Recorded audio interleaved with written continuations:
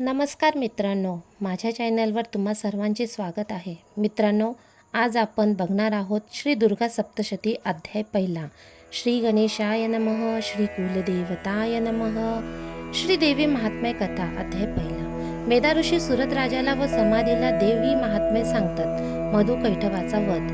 भगवान क्षीरसागरात योग निद्रेत असताना मधु आणि कैटभ या दैत्यांना मारण्यासाठी स्वतः ब्रह्मदेवाने जिचे स्तवन केले त्या महाकाली देवीला माझा नमस्कार असो. त्या महाकालीने आपल्या 10 हातात खडक, चक्र, गदा, बाण, धनुष्य, परीघ, शूल, भुशुंडी, मस्तक व शंख धारण केले आहेत. 3 नेत्र असलेल्या त्या देवीने शरीरावर दिव्य अलंकार धारण केले आहेत. 10 मुखे व 10 पाय असलेल्या त्या देवीच्या शरीराची कांती नीलमण्याप्रमाणे आहे. त्या चंडिका देवीला माझा नमस्कार असो. ग्रंथारंभी श्री गणेश, देवी सरस्वती, कुलदेवता व भगवती देवी यांना मी नमस्कार करतो. हे गजानना, तू सर्वांना बुद्धी देणारा आहेस. तू सर्व विद्यांचा 14 विद्या 64 कला यांचा नायक आहेस.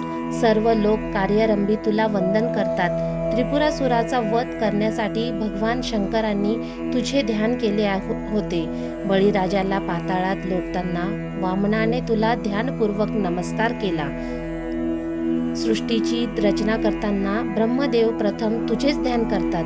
शेषनागानेही पृथ्वीचा भार मस्तकावर धारण करताना तुझेच ध्यान केले होते. महिषासुराचा वध करण्यासाठी पार्वती मातेने तुझेच ध्यान केले होते. मोक्ष मुक्तीसाठी सिद्धादी तुझेच ध्यान करतात.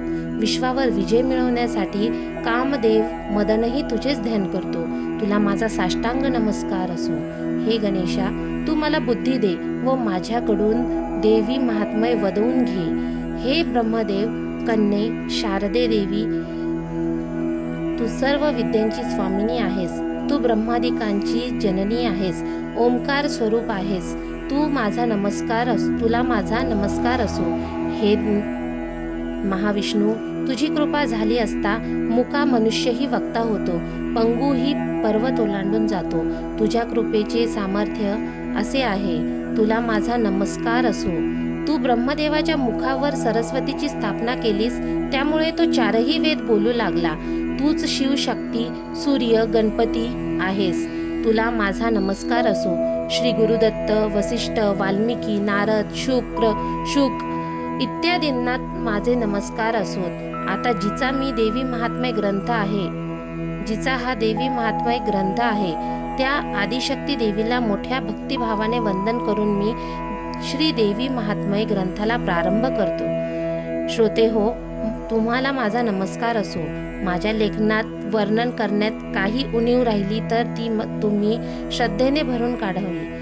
आता मी श्री देवी महात्म्य कथा सांगण्यास प्रारंभ करतो. कथा आहे फार प्राचीन काळातील, अगदी द्वापर युगातली. एकदा नैमिषारण्यात अनेक वर्षे चालणाऱ्या यज्ञासाठी शौनकादिक अनेक ऋषी एकत्र जमले होते. ते सर्वजण वेदविद्या जाणणारे होते. आयुर्वेद, धनुर्वेद, ज्योतिर्वेद, गांधर्ववेद या 4ही उपवेदांचे चांगले जाणकार होते. त्याचप्रमाणे वेदांत, न्याय, मीमांसा, तर्क, चार्वाक ही सहशास्त्रे, व्याकरण, सांख्य, योग, शिल्प, सूप, काम, कोक, वैद्यक, पातंजल योग ही उपशास्त्रे यांत ते सर्व जण मोठे प्रवीण होते. ते सर्व ऋषी पुराणिक सुतांना म्हणाले, ऋषी व्यासांचे शिष्य आहात. व्यासांनी शिष्य भविष्योत्तर, भागवत, मत्स्य, मार्कंडेय इत्यादी 18 पुराणे, त्याचप्रमाणे शिव, नरसिंह, गणेश, देवी इत्यादी 23 उपपुराणे तुम्हाला शिकविली आहेत. व्यासांच्या कृपेने तुम्ही या सर्व पुराणात मोठे निपुण आहात.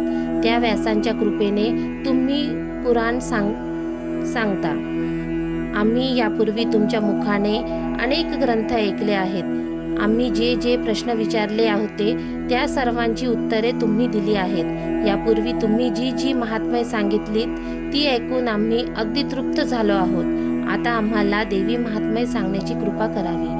ओंकार स्वरूप आदिमाया अनंत शक्तीची स्वामिनी आहे. तिने अनंत अवतार घेऊन आपल्या भक्तांचे रक्षण केले आहे, आजही करीत आहे. महाकालीने भगवान विष्णूच्या देहापासून अवतार घेतला व विष्णूच्या हस्ते मधुकैटभ दैत्याचा वध केला. हा देवीचा पहिला अवतार. ती अवतार कथा आम्हाला विस्ताराने सांगा. दुसऱ्या अवतारात महालक्ष्मीने महिषासुराचा वध केला. सर्व देवांच्या तेजापासून महालक्ष्मी उत्पन्न झाली. तो सगळा इतिहास आम्हाला विस्तारपूर्वक सांगावा. पार्वतीच्या देहापासून महासरस्वतीने अवतार घेतला व शुंभ निशुंभ दैत्याचा वध केला. हा देवीचा तिसरा अवतार. ती अवतार कथा आम्हाला सांगावी. या अवतार कथा श्रवण केल्या असता पापी लोक पावन होतात. देवीने आणखी कोणते अवतार घेतले त्या सर्व अवतार कथा आम्हाला ऐकण्याची इच्छा आहे. श्री व्यासांच्या कृपा प्रसादाने तुम्ही त्रिकालज्ञानी आहात, त्यामुळे तुम्ही हे सर्व सांगू शकाल. त्या नैमिषारण्यात शौनकादी ऋषींनी अशी विनंती केली असता सूतांना अतिशय आनंद झाला. त्यांनी श्री देवी महात्म्य सांगण्यास प्रारंभ केला. सूत म्हणाले, आता तुम्ही मला जे विचारले तेच पूर्वी सर्व ऋषींनी मार्कंडेय ऋषींना विचारले होते. मार्कंडेयांनी सांगितलेली कथा मार्कंडेय पुराणात आली आहे.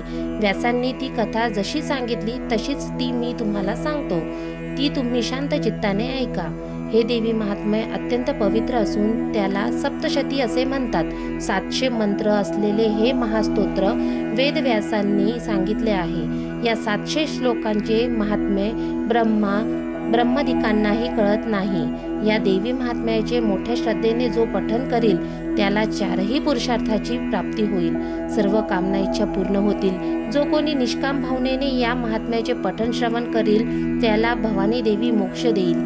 विशेषतः कृष्ण चतुर्दशी, कृष्ण अष्टमी किंवा नवरात्र या देवी महात्म्य ग्रंथ पठणाचे फळ फार मोठे आहे.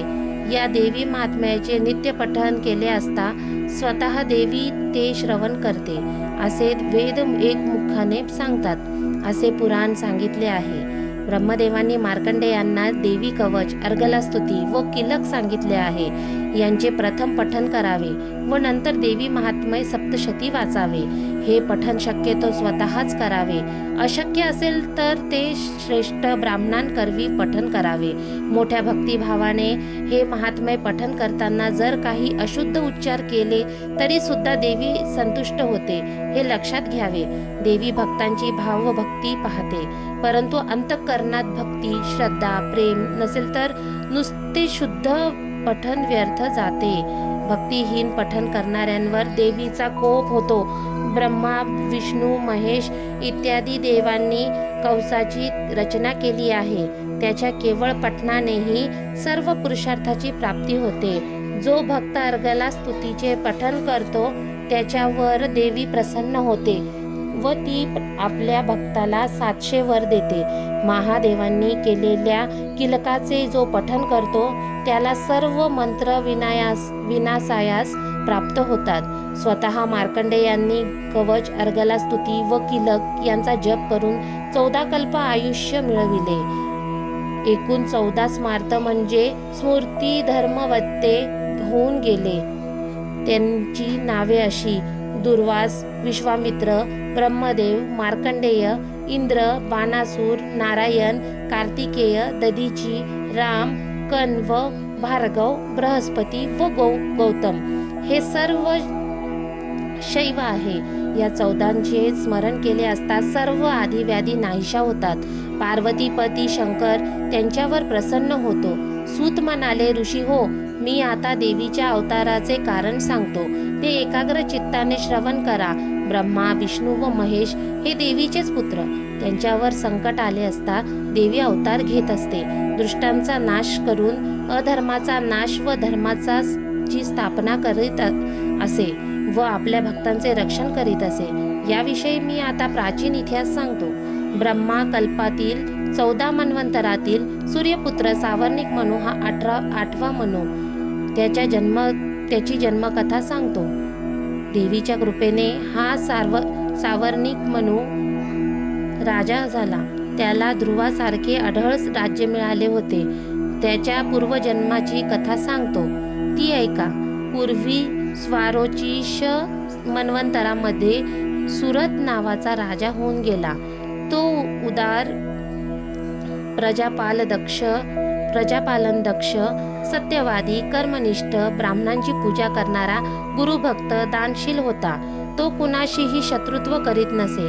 तो धनुर्वेदात पारंगत होता. तो आपल्या प्रजेचे अगदी पुत्रवत पालन करीत असे. असे असतानाही क्षत्रिय, राक्षस, यवन यांनी आपली प्रचंड सेना उभारून राजाशी शत्रुत्व सुरू केले. त्यांनी युद्धनीतीची पर्वा न करता अन्यायाने सुरताचे राज्य घेण्याची तयारी केली. सुरत राजाही आपले सैन्य घेऊन युद्धाला सामोरे गेला. त्यांचे शत्रूशी प्रचंड युद्ध झाले. शत्रूचे सैन्य थोडे होते व सुरताचे सैन्य मोठे होते. या युद्धात शत्रूचाच जय झाला. पराभूत झालेला राजा आपल्या नगरात परत आला व राज्य करू लागला. परंतु तेथेही शत्रू पक्षाचे लोक आले. राजाचे जे मंत्री प्रधान होते ते शत्रू पक्षाला मिळाले. शत्रूने राजाचे सर्व काही हिरावून घेतले. राजाला अतिशय दुःख झाले. आता काय करावे, कोठे जावे, बाहेर लोकांना तोंड कसे दाखवायचे, येथेच खंदकात लपून बसावे की पुन्हा युद्ध करावे. दृष्ट बुद्धीचा मंत्र्यांनी आपल्याला पकडून शत्रूच्या हवाली केले तर आपले काय होईल, या असा विचार करून अतिशय खिन्न झालेला तो सुरत राजा एकटाच घोड्यावर बसून कोणालाही काही कळू न देता नगरातून बाहेर पडला व एका घनदाट अरण्यात शिरला. त्या अरण्यात तपस्वी मेधा ऋषीचा आश्रम आहे. हे जाणून तो राजा त्या आश्रमाकडे गेला.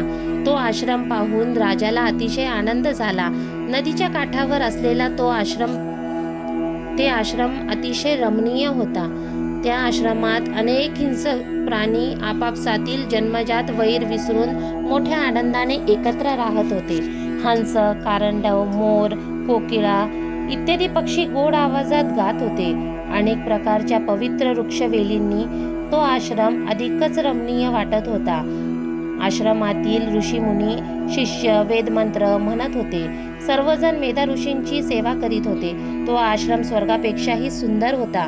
असा तो आश्रम पाहून सुरत राजाला अतिशय आनंद झाला. राजाने मेधा ऋषींना साष्टांग नमस्कार घातला. ऋषींनी त्यांचे यथोचित स्वागत करून त्यांची सर्व विचारपूस केली. तेव्हा राजा म्हणाला, मी सुरत नावाचा राजा आहे. शत्रूंनी माझा पराभव केला.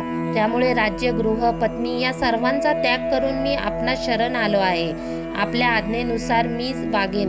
मेधा ऋषी म्हणाले, राजा तू कसलीही चिंता करू नकोस. तुझे शत्रू येणार नाही. राजा येथे हिंसा मात्र करावयाची नाही.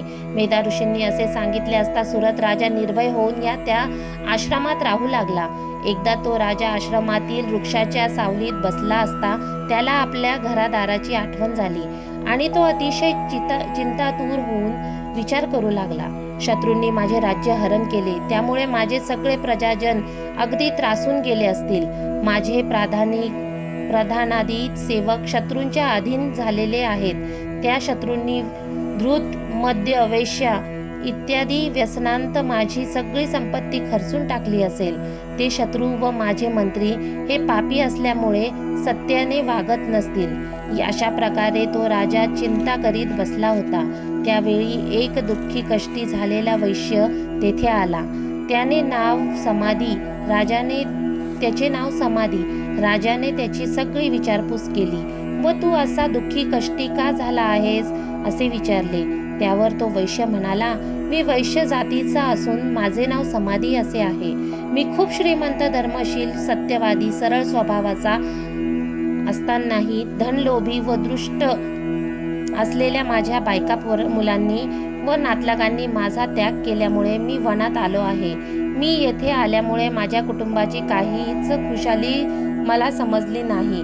माझ्या कुटुंबाला आता कोणाचाही आधार नाही. माझ्या वियोगाने ते अत्यंत दुःखी, चिंताग्रस्त, शोकाकुल झाले असतील. या काळजीने माझ्या मनाला थोडीही शांती मिळत नाही. माझ्या कुटुंबाला मी कधी बरे पाहीन. राजा म्हणाला, अरे ज्या दुराचारी बायका मुलांनी तुझा त्याग केला त्यांना पाहून तुला कसले सुख प्राप्त होणार आहे. समाधी वैश्य म्हणाला, तू म्हणतोस ते खरे आहे, परंतु माझे मन माय मोह सोडत नाही. ज्यांनी मला घालवून दिले, माझी ही सगळी संपत्ती हडप केली, त्यांच्या स्नेहात माझे मन अडकले आहे. या मोहाचे स्नेहाचे कारण काय आहे मला समजत नाही. मग सुरत राजा व समाधी वैश्य मेधा ऋषीकडे गेले. त्यांनी ऋषींना साष्टांग नमस्कार घातला. राजा हात जोडून मेधा ऋषींना म्हणाला, मुनिवर्य, माझ्या मनात एक शंका आहे. त्याचे उत्तर आपण द्यावे अशी माझी प्रार्थना आहे. मुनिवर्य, माझे मन अतिशय चंचल आहे. ते क्षणाक्षणाला मला मोहात पाडते. राज्यादी सर्व गोष्टी क्षणिक नाशवंत आहेत. हे मोहित असूनही त्यांच्याबद्दलचा मोह सुटत नाही. स्नेह कमी होत नाही. याचे कारण काय? हा मोह निर्माण कसा होतो? माझ्यासारखीच या वैश्याची अवस्था आहे. याच्या बायका मुलांनी याचे सगळे धन हरण केले व याला घराबाहेर काढले, पण याला त्यांचा मोह सुटत नाही. हा वैश्य आपल्या बायका मुलांविषयी शोक करीत आहे व माझीही अवस्था अगदी तशीच आहे. आम्ही दोघेही ज्ञानी आहोत, पण मोहपाश सुटत नाहीत. या मोहाचे कारण काय? सुरत राजाने असे विचारले असता मेधा ऋषी म्हणाले, याचे उत्तर पूर्वी मार्कंडेयांनी शिष्यांना सांगितले होते, सुतांनी शौनकादी ऋषींना सांगितले होते. तेच उत्तर आता मी देतो. हे राजा, या सर्वांचे कारण ती भुवनेश्वरी आहे. सर्व प्राणी मात्रांत तीच वास्तव्य करते. सर्व प्राणी मायेने व्याप्त आहेत. पशु पक्षी नर या सर्वांना विषय ज्ञान असते. प्रत्येकाचे विषय मात्र वेगवेगळे असतात. ते दिवांध प्राणी असतात. त्यांना दिवसा काहीही दिसत नाही. घुबड, वटवाघूळ इत्यादी प्राणी दिवांध आहेत. कावळा इत्यादी त्या प्राण्यांना रात्री काहीच दिसत नाही. गर्भापासून जन्मास आलेल्या प्राण्यांना दिवस रात्र सारखीच असते. गाय, घोडा, बैल, कुत्रा यांना दिवस रात्र सारखीच असते. आहार, निद्रा, भय व मैथून ही सर्वांना सारखीच असते.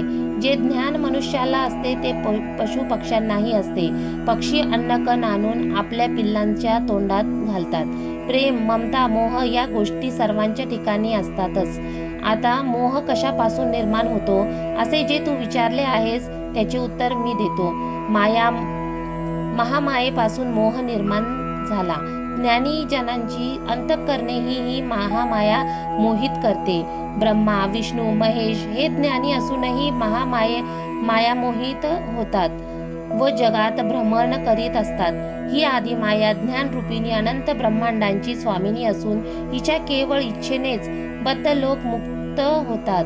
ब्रह्मा, विष्णू व महेश हे तिचे पुत्र असून तिने त्या तिघांना विश्वाची उत्पत्ती, स्थिती व प्रलय ही 3 कार्ये नेमून दिली आहेत. सुरत राजा मेधा ऋषींना म्हणाले, मुनिवर्य, त्या महामायेची उत्पत्ती कशी झाली, कुणापासून झाली, हे सर्व ऐकण्याची मला इच्छा आहे. हे सर्व सविस्तर सांगण्याची कृपा करावी. सुरत राजाने असे विचारले असता मेधा ऋषी म्हणाले, राजा, खरे पाहता ती महामाया देवी नित्य स्वरूप आहे. तिला जन्म मरण काहीच नाही. तिने संपूर्ण विश्वाला व्यापले असून तिच्या इच्छेनेच जगाची उत्पत्ती, स्थिती व लय होते. ती अनेक रूपांनी प्रगट होत असते. ती नित्य आहे. तिला जन्म नाही, पण वेळोवेळी ती देव कार्यासाठी उत्पन्न होते. म्हणून लोक देवी उत्पन्न झाली असे म्हणतात.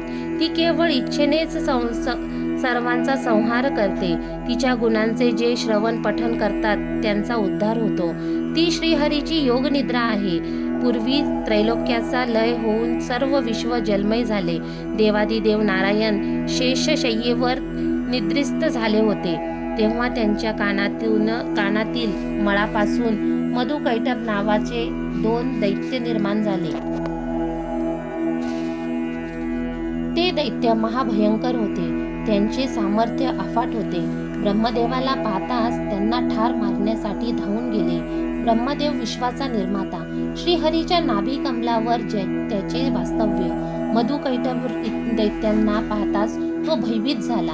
आपले रक्षण करावे म्हणून त्याने श्रीहरी विष्णूचा धावा केला. पण विष्णू योग निद्रेत होते. काही केल्या ते जागे होईना. आता काय करावे, कोणातला शरण जावे, आता आपले रक्षण कोण करणार, अशा विचाराने काळजीत पडलेले ब्रह्मदेव विचार करू लागले. ज्या योग निद्रेने विष्णूला निद्रिस्त केले आहे ती योग निद्राच विष्णूची स्वामिनी आहे, म्हणून त्या योग निद्रेचे आदिशक्तीचे स्तवन करावे, म्हणजे तो विष्णू निद्रामुक्त होऊन या दैत्यांशी युद्ध करील.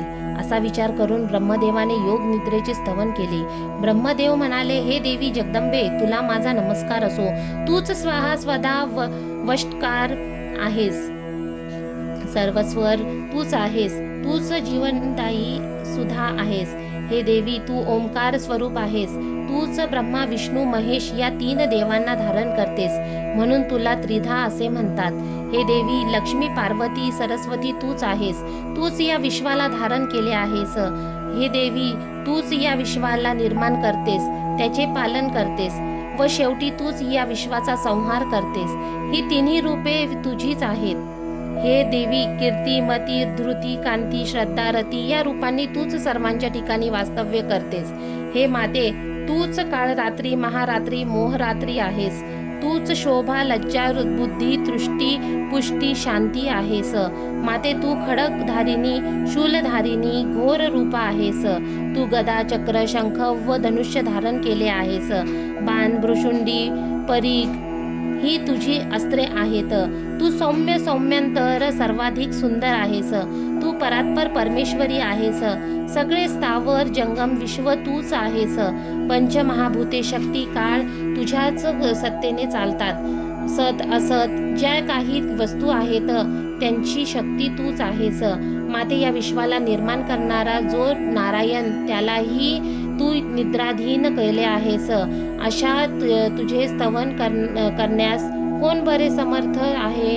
ब्रह्मा विष्णू महेश यांना तू शरीरधारी केलेस, ते सुद्धा तुझे चरित्र जाणण्यास असमर्थ आहेत, कारण तुझे महात्म्य वर्णन करणे खरोखर दुर्घट आहे.